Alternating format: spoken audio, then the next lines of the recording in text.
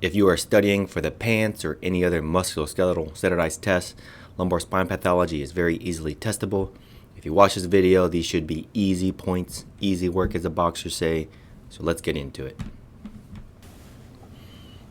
So I want to start just by priming your brain on all the different diagnoses that you will reasonably be expected to know for this exam. The first category is things you need to do something right now. Those are Cauda equina syndrome, metastatic lesions to the lumbar spine, infection or specifically epidural abscess, and osteoporotic compression fracture. Second is lumbosacral strain or uncomplicated back pain. And the final one is what I call the health insurance health algorithm. Those are lumbar spine disc herniation, spinal stenosis, spondylolisthesis, spondylolysis, and sacroiliac joint disease. All these diagnoses have something in common. They all can cause lower back pain. Any of these, except for the simple lumbosacral strain, can have radiculopathy or neurologic symptoms, pain, numbness going down the lower extremities. They all can have areas of weakness. So don't focus on those for answering the questions right.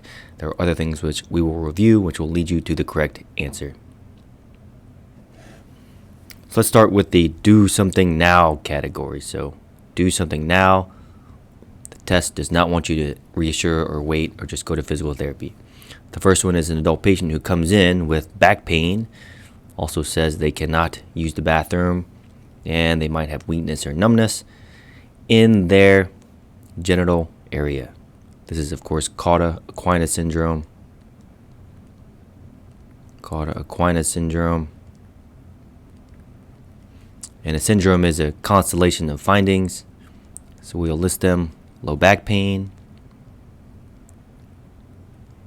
saddle, anesthesia that is numbness and tingling in the buttocks and the genital area. The last is bowel or bladder dysfunction.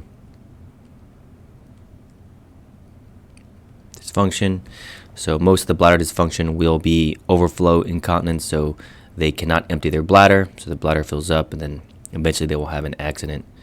I'll also put a fourth that's important, and that is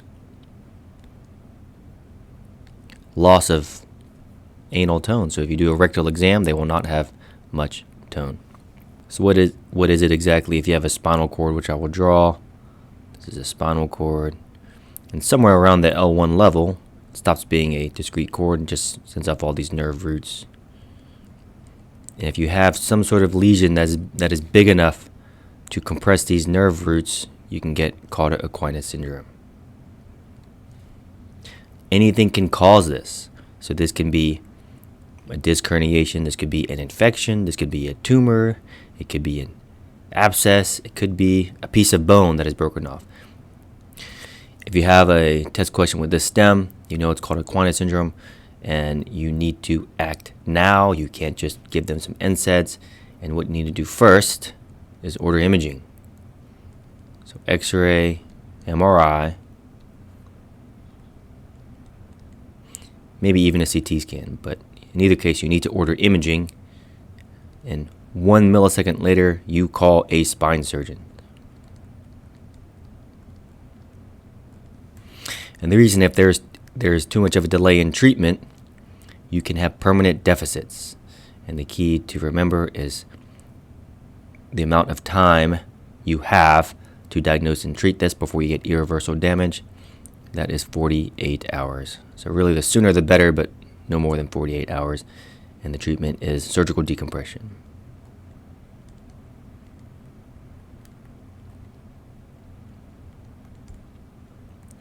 So there really is no role of Cauda equina syndrome without urgent surgery.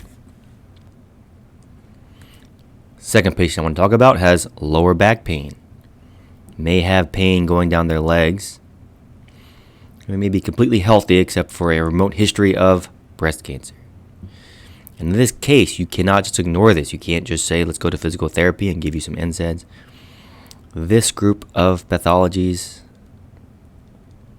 is metastatic lesions to the spine.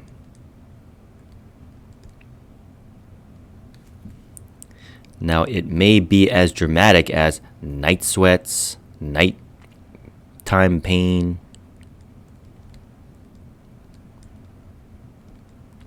might have weight loss, but in a test scenario, probably won't be this obvious. It might be as simple as a history of some sort of cancer. So if there's any risk factor for any kind of metastatic lesion, again, you can't just wait. You can't just reassure and start some exercises. You need to do something. And what is that next step? Treatment you need to do? Imaging. Once again, X-rays / MRI. For practice purposes, this is unlikely to show up on an exam. You would get an MRI with and without contrast if you were concerned about metastasis. So, with and without contrast. You do need to consult some sort of spine specialist. This is the urgent part. Consulting spine specialist is not necessarily an emergency as Cauda equina syndrome is, but what the test will want to know is, will you look for the risk for cancer as a cause of this back pain? Third scenario in which you need to do something now is a patient, an adult patient, 60-year-old male who comes in with lower back pain and a history of IV drug use or a history of immune compromise. They may or may not have fevers. In this case, with that kind of history, you cannot just ignore this lower back pain. What the test is trying to suggest is that this patient is at risk for an infection, specifically epidural abscess,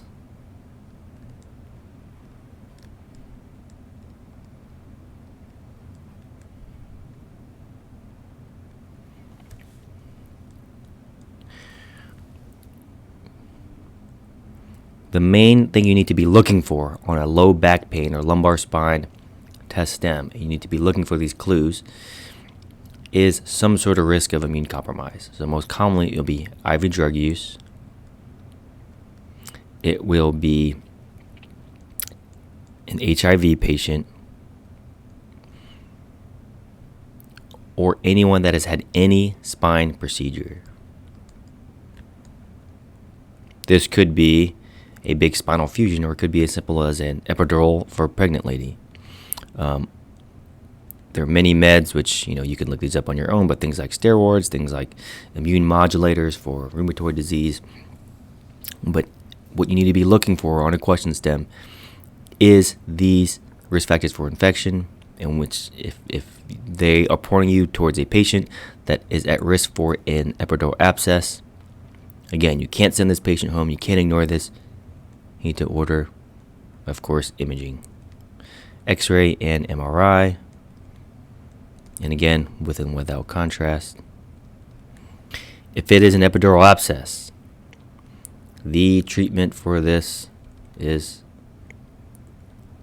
antibiotics, so not infectious disease, and it's surgery usually only if there's neurologic symptoms. So if it's just an epidural abscess causing back pain, usually you're okay to trial antibiotics. But on a test stem and in real life to a certain degree, neurosymptoms equals surgery to decompress that. I want to talk a little bit about with and without contrast with the MRIs just to explain why. So I'm going to draw a vertebral body. Here's a vertebral body, something like this. And on an X-ray, you will see some sort of lesion. Say that's some sort of lesion. Now, is this an infection? Is this like some sort of bone abscess, or is this a tumor? It's sometimes hard to tell because when you get an MRI, you're just going to get this sort of bright spot. Now, how do we tell a difference? One hint is to order it with and without contrast. I'm going to draw two more lumbar vertebrae. Now I'm going to label these. One, this is going to be an abscess, and this one is going to be a tumor of some sort. Now, an abscess is some sort of lesion, and what's in the middle of it is pus. So that pus does not have blood flow. So when you give IV contrast, the IV contrast will go to where there's blood flow, so you will just have the rim of this show up bright on a certain MRI sequence, which is usually a T2 sequence. A tumor, on the other hand, the tumor or neoplasm is a growing active lesion. So if you put contrast in it, make sure this is with contrast. If you put contrast in a tumor, for the most part, in general, the tumor itself will light up. So that's why it's important for a situation of either tumor or infection, you get the MRI with and without contrast. The final situation is an elderly patient, maybe 60 or 70 or 80 degrees, who has lower back pain. They may or may not have radicular symptoms. They have specific focal midline spine tenderness on the spinous process. This diagnosis is a vertebral compression fracture, and I'm going to put specifically osteoporotic compression fracture. Again, what you need to be looking for in a back pain question stem: does this person have a risk factor for osteoporosis? That, of course, is age, of course, is being female, and usually on a test scenario, they will include another hint, such as use of steroids. Maybe they've had a prior osteoporotic fracture, such as a hip fracture, distal radius fracture. But key on the PANCE, and to some degree in real life, is point tenderness. The exam will tell you the answer on this particular question stem. Point tenderness, that is midline. Point midline tenderness.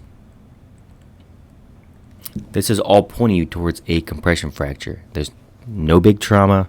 There's no signs of any sort of infection or lesions. It might be a very benign appearing question stem, so some old person with back pain and midline tenderness. You cannot ignore this. You must look further. The test is trying to see if you will identify this as an at-risk situation, so they want you to get imaging. So again, it'll be an x-ray. You don't always need advanced imaging, but you need to get an x-ray. What this will look like is, instead of being a square vertebral body, it looks compressed. It looks like someone really compressed a part of it. The second thing you need to do is consult a spine surgeon. Now, these generally don't need surgery.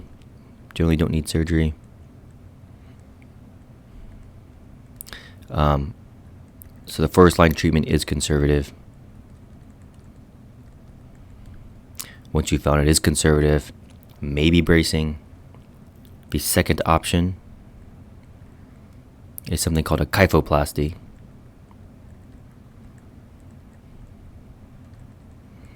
In which the surgeon will go in with a needle, some sort of needle or some sort of drill device, and inject, this looks like trying to make a syringe, inject some sort of cement-like material to fill that and even try to expand that vertebral body so it's more normal. Rarely will you need to go beyond this, but primarily it is conservative. You can offer a kyphoplasty. But the bottom line, identify the risk factors for an osteoporotic compression fracture, order imaging, and then you need to consult some sort of spine specialist. I'd like to move on to lumbosacral strain. So this is what the test will refer to as uncomplicated low back pain. If this is the diagnosis, uncomplicated low back pain, aka lumbosacral strain.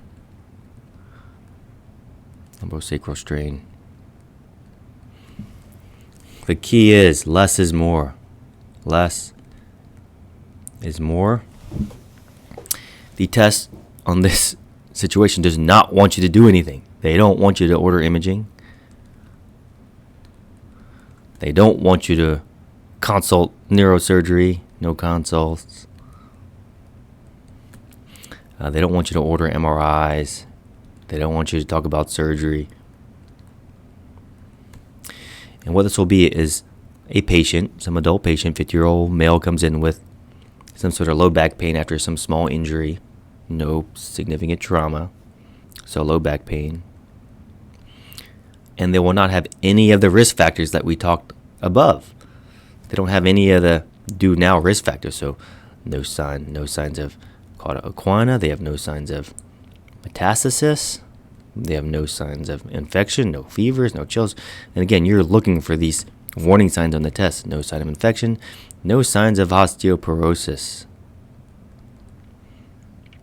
The exam is guided by what this is exactly. So what a lumbosacral strain is, if this is a lumbar spine, these are the vertebral bodies, and these are the spinous processes. So this is a person laying, say, supine on your, or prone on your examining table. When you have a lumbosacral strain, you are straining or injuring the muscles around the spine. You are not injuring the spine itself, it's the muscles around the spine. So you can do this by bending over, picking up a heavy box, lifting a heavy weight at the gym. But on a physical exam, in real life and on a test, you will be tender in the paraspinal. So on the test, they will actually say paraspinal tenderness, as opposed to midline tenderness, which would point you toward a vertebral fracture. Paraspinal tenderness